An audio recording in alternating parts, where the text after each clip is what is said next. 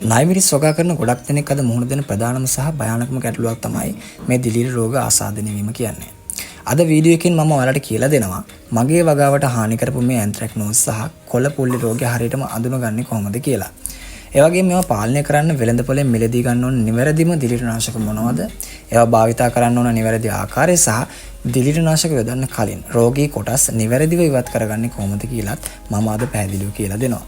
ඔයාලා තාමත් අපේ එලිමහන් බිමේ නයිමිරිස් වගාව ගැන කරපු කලින් වීඩියෝ බලන්න නැත්නම් උඩ තියෙන කාඩ් එක ක්ලික් කරලා ඒ වීඩියෝ ටිකත් බලන්න පුළුවන්. මේ වීඩියෝ එකේ ගොඩක් වැදගත් තොරතුරු තියෙන නිසා පොඩ්ඩක්වත් ස්කිප් නොකර අවසාන වෙනකම් අනිවාර්යයෙන්ම බලන්න. මේ වගාවේ ඉදිරියට එන විශේෂ වීඩියෝ බලන්නත් අපේ CL Plant YouTube channel එක මතක් කරලා subscribe කරලා තියාගන්න. එහෙනම් වැඩි කතා නැතුව යමු අද අපේ වීඩියෝ එකට.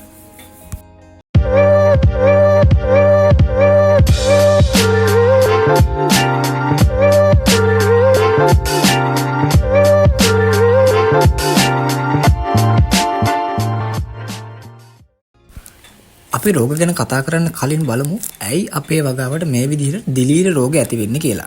ප්‍රධානම හේතුව තමයි අධික තෙතමනය.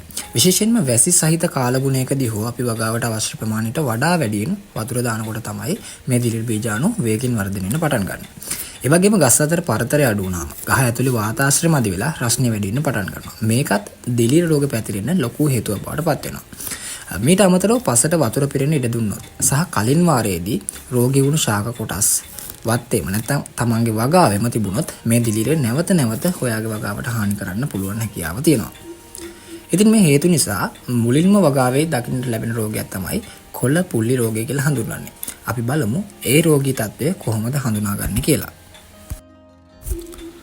ඔයාලගේ නයිමිරිස් ගස්වල කොළ මතු පිට මේ වගේ කුඩා රවුම් හැඩති ලප ඇති වෙනවා නම් ඒ වගේම ඒ ලපවල මැද කොටස අලු හෝ සුදු පාට වෙලා වටේ තද දුඹුරු පාට ධාරයක් තියෙනවා නම් ඒක තමයි මේ රෝගය. අපි මේකට කියනවා නයිමිරිස් වගාවේදී කොළ පුල්ලි රෝගය කියලා අපි හඳුන්වනවා.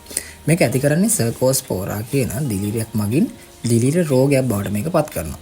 මේ රෝගය වැඩි වුණාම කොළ කහ පාට වෙලා වේගයෙන් හැලිලෙනවා. ඒත් එක්කම ප්‍රභා සංශ්ලේෂණය අඩු වෙනවා. ඒත් එක්කම ශාකයේ වර්ධනය සහ ආහාර නිෂ්පාදනය වඩාත් ශීඝ්‍රයෙන් අඩු වෙන්න පටන් ගන්නවා. දැන් අපි බලමු නයිමිරිස් වගාවේ දකින්න ලැබෙන භයානකම දිලීර රෝගයක් ගැන. ඒ තමයි අතු මිය යාමේ රෝගය. එහෙමත් නැත්නම් D-back anthracnose කියලා හඳුන්වන්නේ මෙන්න මේ රෝගී තත්ත්වය තමයි. ඉතින් මේ රෝගී තත්ත්වයේදී මුලින්ම වෙන්නේ ලපටි අත්තක අග කොටස කළු වෙන්න පටන් ගන්නවා. ඊට පස්සේ ඒ කළු පැහැය ක්‍රමයෙන් අත්ත දිගේ පහළට පැතිරිලා මුළු අත්තම වේලිලා මැරිලා යනවා. මේක ඇති කරන්නේ කොලට්‍රොටිකම් කියන දිලීරය මගින්.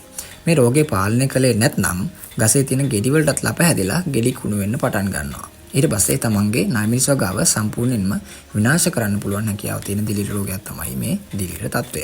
ඒ නිසා මේක හඳුනාගත්ත වහාම පිළියම් යොදා ගන්න ඕන මේ දිලීර රෝගී තත්ත්වය තමන්ගේ වගාවෙන් නැති කර ගන්නට.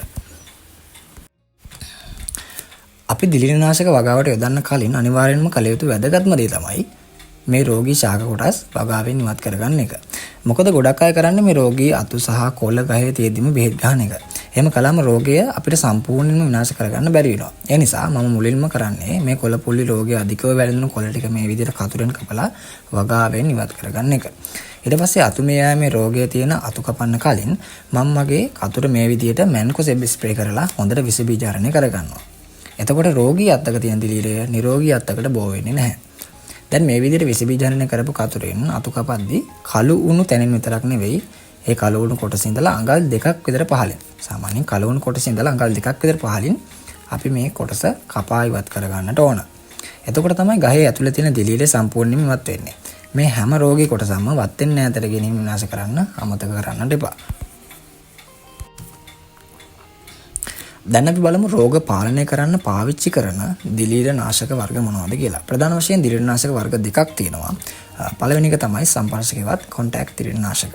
මේවෙන් වෙන්නේ පත්‍ර මතු පිට තියෙන දිලීර බීජාණු විනාශ කරන එක. මෙතෙන්දි වැදගත්ම දේ තමයි බෙහෙත් කොළේ තැවරුණු තැන විතරයි ආරක්ෂා වෙන්නේ. ඒ නිසා කොළ පුල්ලි රෝගය වගේ ඒවට මේ සම්පර්ශක දිලීර නාශක පාවිච්චි කරද්දී ගහේ හැම තැනකටම බෙහෙත් තැවරෙන්න ස්ප්‍රේ කරන්නට ඕන. දෙවෙනි එක තමයි අන්තර්ව්‍යාප්තවත් සිස්ටමික් දිලීර නාශක. මේවා ගහේ පටක ඇතුළට ගිහින් ක්‍රියා කරනවා. සරලව කිව්වොත් එහෙම අපි ස්ප්‍රේ කරාට පස්සේ ශාකයට මේක උරාගෙන ශාකයේ ඇතුළත තියෙන දිලීර තත්වයන් විනාශ කරන්න පටන් ගන්නවා. ඉතින් ඔයාලගේ වගාවේ මේ රෝග දෙකම තියෙනවා නම් මේ සම්පර්ශක සහ අන්තර්ව්‍යාප්ත කියන වර්ග දෙකම අඩංගු දිලිරනාශකයක් පාවිච්චි කරන එක තමයි වඩාත් සාර්ථකම ක්‍රමය බවට පත් වෙන්නේ. එතකොට ගහේ මතු පිට තියෙන බීජාණු විනාශ වෙනවා. ගහේ ඇතුළත තියෙන රෝගයත් විනාශ වෙන්න පටන් ගන්නවා. දැන් අපි මේ රෝග පාලනයට ගන්න පුළුවන් රසායනික ද්‍රව්‍ය සහ ඒවා වෙළඳපොලේ හැඳින්වෙන නම් මොනවද කියලා පැහැදිලිව හඳුනා ගන්නවා.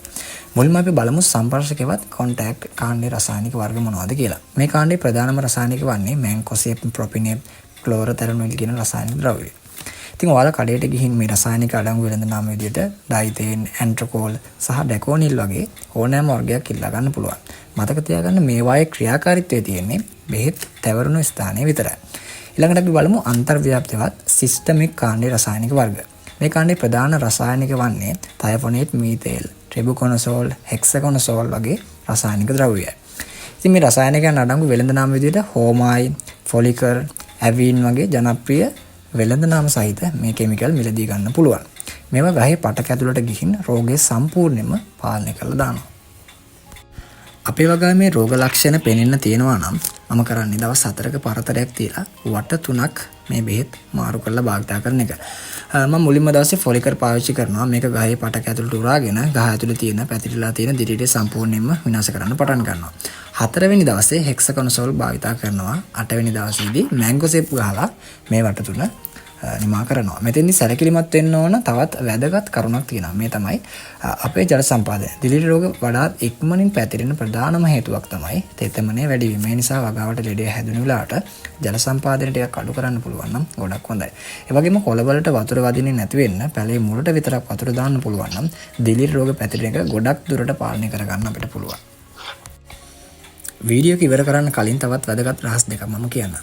අපි දිලිරනාශක පාවිච්චි කරද්දී වඩාත් සුදුසුම වෙලාව තමයි උදේ කාලය. උදේ වරුවේදී ස්ප්‍රේ කරන එකෙන් දිලිර රෝග හොඳින් පාලනය කරගන්න අපිට පුළුවන්.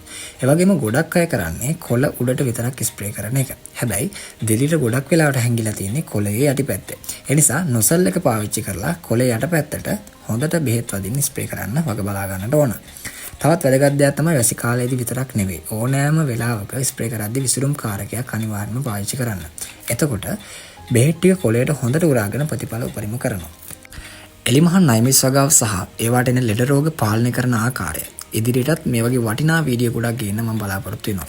ඒ නිසා ඒ වීඩියෝ මග හරගන්න නැතුව බලන්න නම් දැන්ම අපේ CL Plant YouTube channel එක subscribe කරලා තියාගන්න.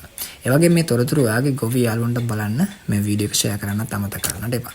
එහෙනම් තවත් වටිනා වීඩියෝ එකකින් ඉක්මනින් හමු වෙමු. හැමෝටම ජය වේවා.